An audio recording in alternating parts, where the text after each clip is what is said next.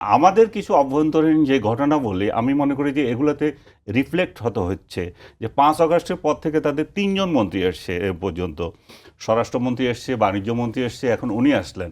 এবং যেই কতগুলো চুক্তি হচ্ছে পারস্পরিক সহযোগিতার ক্ষেত্রে, আমরা যে সমস্ত সুযোগ সুবিধা দিচ্ছি, তাদের একটা এয়ারলাইন্সকে আমরা এখানে অপারেশন করতে দিয়েছি, আরেকটা এয়ারলাইন্সকে আমরা ঢাকা, করাচি বা ইসলামাবাদ চলাচল করতে দিয়েছি।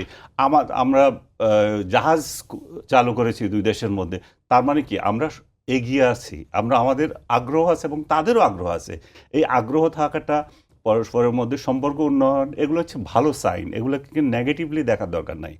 আমি মনে করি যে আমরা দুইটা স্বাধীন দেশ, এখন দুইটা স্বাধীন দেশ পরস্পর নিজেদের সত্তা নিয়ে পরস্পরকে সহযোগিতা করব, করব।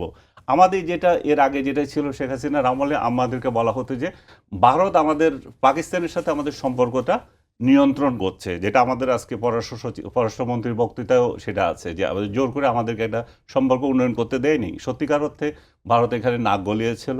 আমাদের নাগরিকরা যারা পাকিস্তানে যেত, তাদেরকে ভিসা থাকলে তাদের ভারতের ভিসা দিত না। অনেকগুলো কাণ্ডকীর্ত করেছে।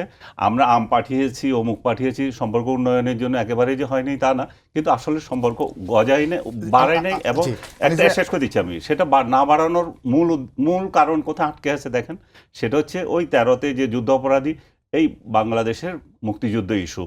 এই ইস্যু যতদিন তারা সমাধান করবে না, ততদিন পর্যন্ত আমাদের উন্নয়ন হবে না। এখন আমাদের তো, আমি এক লাইনে শুনতে চাই, সমাধান কিভাবে সম্ভব? তারা গণক্ষমা মানে ক্ষমা চাইলে কি সমাধান সম্ভব? সম্ভব। তারা আনুষ্ঠানিকভাবে একটা ক্ষমা চাইতে হবে। তাদের যে পার্লামেন্টে তারা যদি আমাদেরকে নিন্দা করতে পারে, আমাদের যুদ্ধাপরাধীদের ফাঁসি ব্যাপারে, আমাদের অভ্যন্তরীণ বিষয়ে হস্তক্ষেপ করতে পারে, তার মানে হচ্ছে তারা 71 থেকে এখনো বেরিয়ে আসতে পারে নাই, তারা খোলা মনে আসে নাই।